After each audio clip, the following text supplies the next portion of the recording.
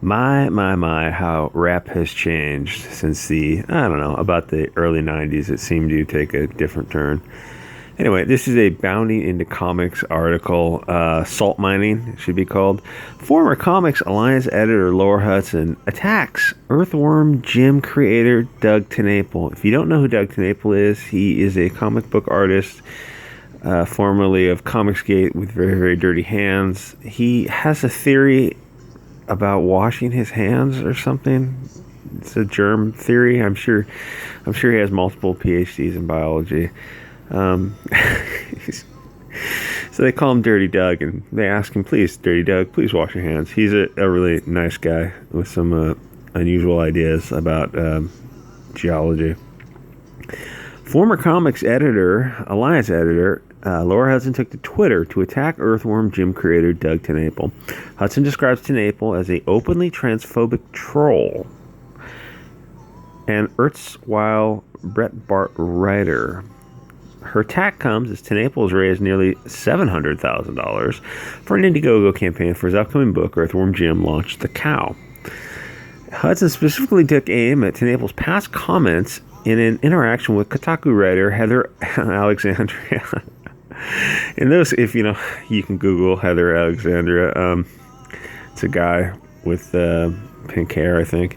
In those comments, Doug referred to Alexandra, who is transgender, as a good man. Tennapel also used the pronouns he and him to refer to Alexander. How dare he? How dare he reflect reality? Oh, what we are in clown world. You literally can't call a man a man. Laura Hudson, listen. I liked Earthworm. Earthworm spelled with a zero. That's chicken. It's chicken shit. When you, I'm sure there's a term for it. When you misspell terms, when you try to hide something, so you don't get called on. You don't have to face a rebuttal or cross-examination from someone. It's interesting because it seems to kind of, you don't believe in that principle of due process of an opportunity to have a fair, impartial discussion about an issue when you try to conceal someone's name so they can't defend themselves. It's very, very chicken shit. I hope she wasn't a writer because she seems to be missing some commas here. Listen, I liked Earthworm Jim too, but if you're gonna thinking about funding that Kickstarter, just be aware that you're also supporting an openly transphobic troll and erstwhile writer because people are constantly disappointed in the most unnecessary ways. Okay, you got to put commas in there so people can take a breath. If you don't know where to put a comma, read the thing out loud, and just kind of, it doesn't have to be perfect. It just kind of breaks up the sentence. So every time you take a breath or pause, you can put a comma in there. And if the sentence goes on too long, put a period, start a new sentence. Some of this stuff should be read aloud, but to be fair, she probably had no idea that 3,000 people would read it. So I understand that. Many within the corresponding thread agreed with Laura's opinion on the matter. One user even pointed to other celebrities such as James Woods, Dean Cain, Kevin Sorbo, and John Voight. So you found like 4 grade B celebrities who were vaguely right of center, who would never get hired in Hollywood. These are the 4 that you could find. Odd. It's almost as if Hollywood blacklists people who are right of center. I'm sure they wouldn't take part in that modern day McCarthyism. I'm sure they're not complete and utter hypocrites. Xavier says, yes, that pains me. Blah, blah, blah, blah. They say never meet your heroes. Yeah, whatever. This isn't the first time Tennapel has come under fire from a journalist, in quotes. Following the announcement of brand new Earthworm Jim game journalist, Chris Scullion indicated it would be trickier for me to review this one if Doug is involved. It's an obvious insinuation. Oh, I can't pronounce that word. Insinuate. I'm stumbling. I can't do it. That he would give the game a bad review because Tennapel is involved with the game and Scullion disagrees with his personal beliefs. In fact, Scullion admitted that if he did do a review, he would make a point to bring up Tennapel's personal beliefs. If Doug Tennapel was a Muslim who believed that gay men must be, as according to the Quran, 1, stoned to death. 2, thrown from a high place to their death. If those are his fundamental, sincerely held Islamic beliefs, that gay men must be killed in 2 ways, as pointed out by the Quran, you wouldn't say a damn word, you absolute cowards. Doug Tennapel's some kind of Christian. I'm not sure what that has to do with his not using pronouns. I mean, you don't have to be a Christian to not use somebody's pronouns. You just have to be, I don't know, a scientist. You just have to want to live in reality. But these people are all hypocritical cowards, and Islam is just completely invisible to them. Let's read about the new Dodge Charger. 6.4 Hemi, 485 horsepower, 475 foot-pounds of torque. That is quite a lot of torque and power. But for a 6.4 liter, that's not that much power. That's kind of a low-stress engine. But that's probably a very, very fun car that I think most people would probably crash if they actually tried to step on the gas. Back-wheel drive cars, every time you go around a turn, something that powerful, you got on the gas a little bit too much, the car will flip around. Anyway, besides their attacks, it didn't seem to really hurt Doug, because I think he's up to $700,000. One could even argue it's garnered more support for Doug Tennapel as his Indiegogo campaign looks to become the most successful crowdfunded graphic novel of all time. Is that? No, it's not the most successful crowdfunded graphic novel of all time. 700,000 isn't that much, but it's for Indiegogo. It's probably the most successful, and it's definitely the most successful for Comicsgate. And no matter how you cut it, $700,000 is a hell of a lot of money for a graphic novel. Ethan Van Sciver is up to like over $800,000, but he had to do it with different covers and stuff. They both look good though. Both, damn, this does look good. And the first one he launched was a hardcover, and I don't think he let people know that when he sold the book. I don't know. It says hardbound comic book. Hardbound comic book. See, when people got their books and they found out it was this hardcover book, it was like a coffee table book. It was this beautiful presentation. I think people were kind of miffed that they didn't buy it, because they thought, oh, it's just going to be a soft, square-edged, soft, graphic novel you could get in a comic book store for $20 or $15. But it was this hardcover book, and it was just gorgeous book. And it was a pretty reasonably priced, too. And I looked at it and thought, if I knew how good it would have been, I probably would have got it. Fantastic artist, but also a fantastic book. The thing's got to weigh so much. $720,000. That's amazing. That's amazing. $25. And as long as you get the shipping in the continental United States, it's the shipping's reasonable. It's only if you go to Canada for some reason,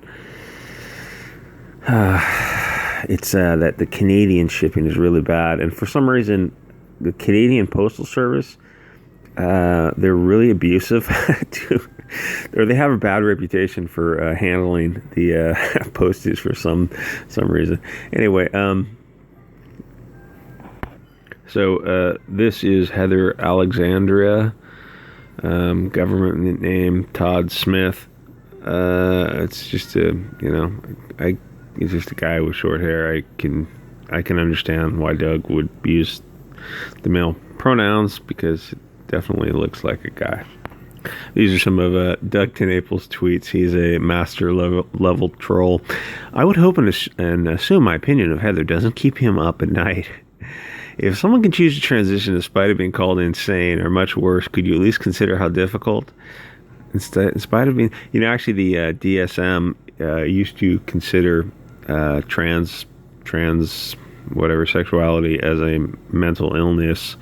But because of political pressure a few years ago, they had to change their definitions, which probably tells you how loose psychology is. I won't call it a science, because it's not. Science is math and physics.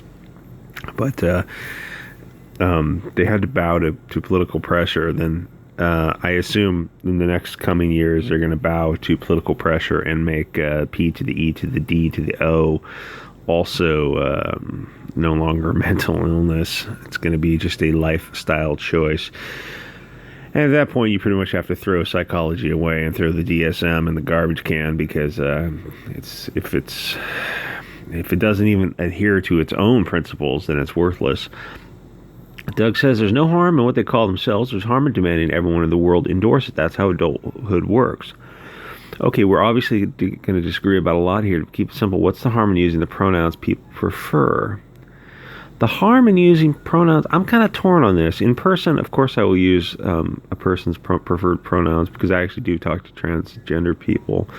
And it would be, if you didn't use their pronouns in person, well, you just wouldn't be talking to them. But in general, there's kind of an argument that you shouldn't reinforce their mental illness. I don't know. I kind of think that you're never, when in doubt, tell the truth and know your limits. And if you're in doubt on an issue, or do know, when in doubt on some issues of, like, say, abortion, they say, when in doubt, do no harm. And if the abortion issue is kind of tricky, I would default, to doing no harm. And anyway, when in doubt for the transgender pronoun issue, tell the truth. Well, the truth is, call them what they are. Anyway, I use the correct pronoun out of respect. Do you think that is not going to offend or hurt the feelings of that journalist? Well, I'm sure you hurt the feelings of MAPS when you call them what they are, but the most important thing is not to hurt children and call out MAPS. Anyway, reality is more important than feelings. He misgendered himself. If people ignore his madness to arbitrarily go after my sanity, they impugn themselves. Tweet is unavailable.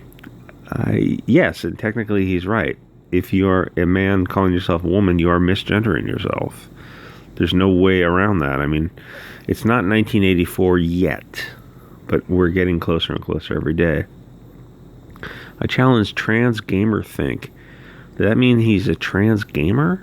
To call or do an interview over Skype, his readers would value an open discussion over passive aggression. I predict at least one article blowing your reaction at proportion, defaming you. Heather, you're a good man and entitled to your opinion. If you ever want to go into why we created the way we did in the 90s, let's chat.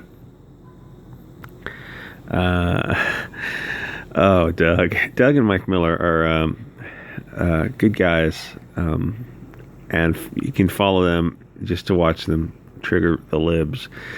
But she does something weird here. Okay, she misspelled Earthworm Jim, and then later on someone tags in Doug Tennapel, and she gets kind of mad at them for tagging in Doug Tennapel. It's like, why did you write this article? I mean, why did you make this tweet and you're hiding it from him? That's utter. That's a very, very cowardly thing to do. It's an Indiegogo. He's not afraid of trans people. He just thinks it's a mental illness. That's a fair opinion to hold, considering that 10 years ago, the DSM also held that opinion. Literally, that was classified as a mental illness, and most people classify it as mental illness then and now.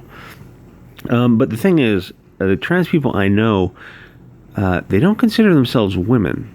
They know that, and they laugh about it. They're gay guys who like dressing as women. Only on Tumblr and Twitter will you find these white knights for the trans who say they are actually women. Most trans people I've talked to do not consider themselves women. They know that. They're just gay men who enjoy it. So it's a whole different... Twitter and Tumblr is just the worst of humanity. Okay. The use of silly SJW insults is funny.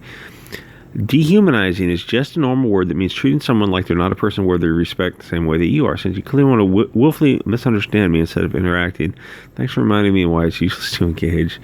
And then he says, no, words have real meanings. For instance, misogynist doesn't mean someone who says sexist things. Transphobic doesn't mean someone who disagrees with pronoun use.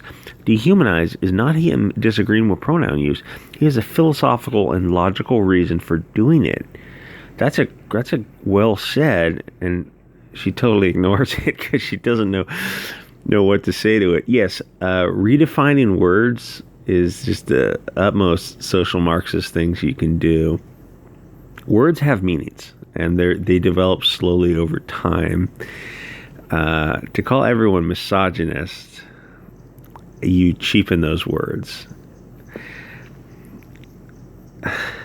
In regards to trans issues, I think the future is going to show a rush to affirm puberty blocker surgeries, and infertility is a huge disaster. I'm going to, at a minimum, try not to contribute to that disaster. If that's unpopular, well, then kiss my ass.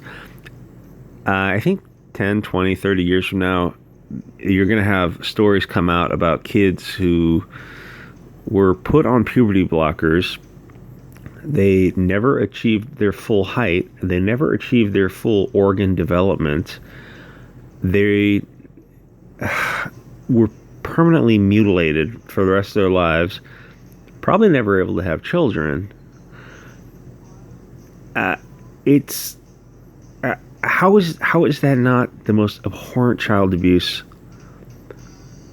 I don't. It floors me. It floors me that people are taking children and putting them on puberty blockers. It's just a mad world. Anyway, yeah, he's not LGBT phobic.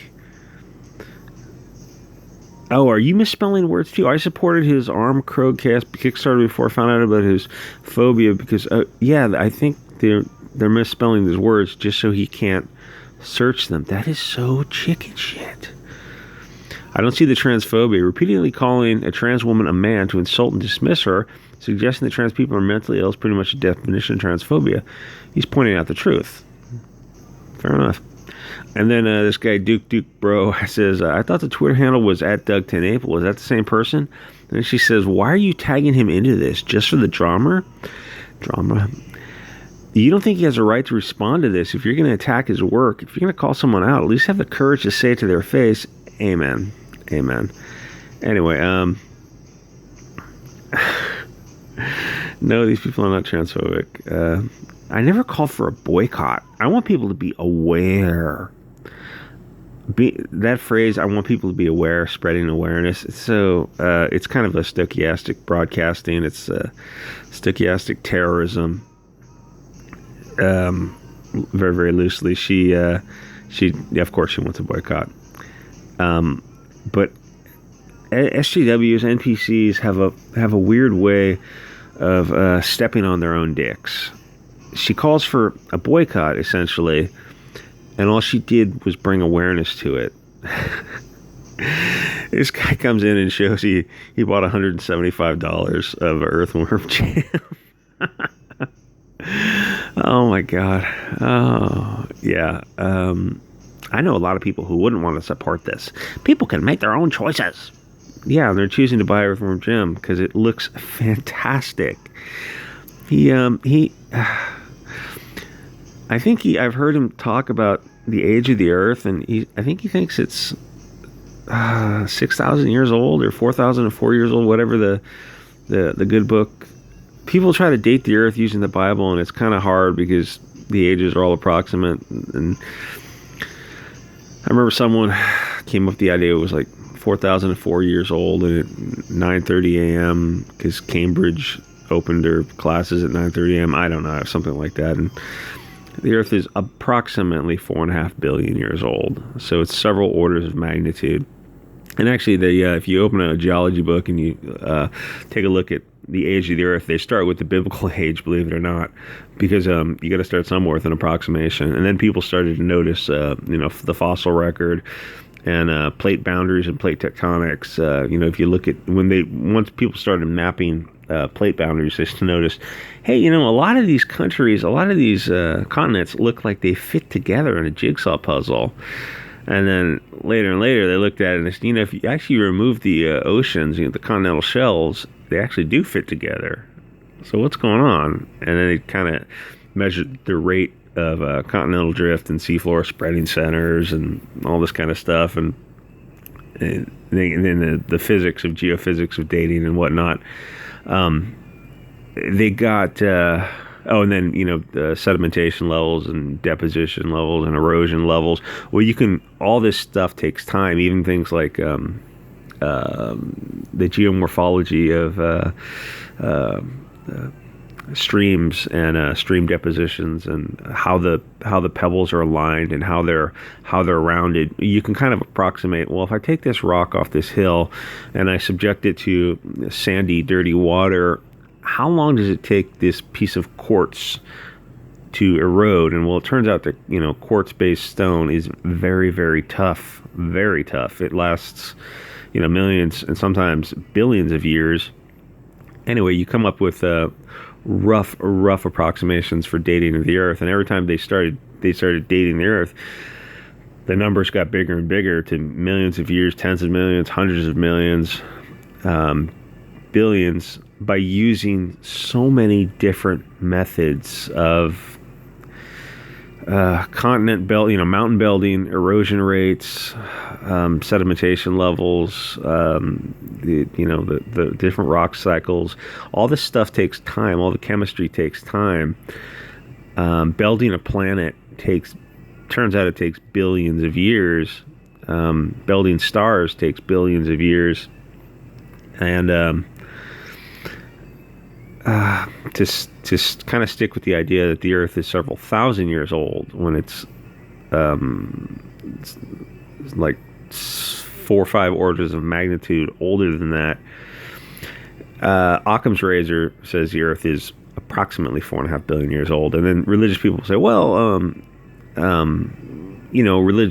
science is often wrong. Absolutely, but in some scientific areas, science is wrong in a certain direction. It's wrong in, like, if you draw a circle around approximations, the circle gets closer and closer. It doesn't go in a different direction. And this age of the Earth issue, you would have to believe that a supernatural entity created a planet with fossils already in place, and created a planet with erosion already in place. Even if you believe in higher power, why would they build a planet like that? I mean, you can believe in a higher power and still believe in evolution and planetary processes. I see I've digressed quite a bit. Anyway, I was writing a something about Soyboys and why Soyboys look a certain way.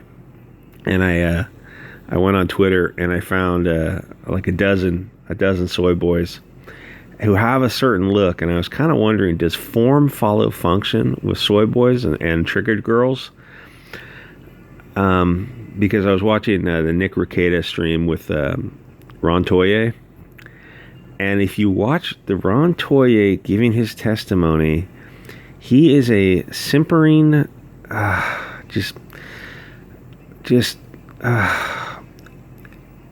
it's another video, but anyway, it's gone on long enough.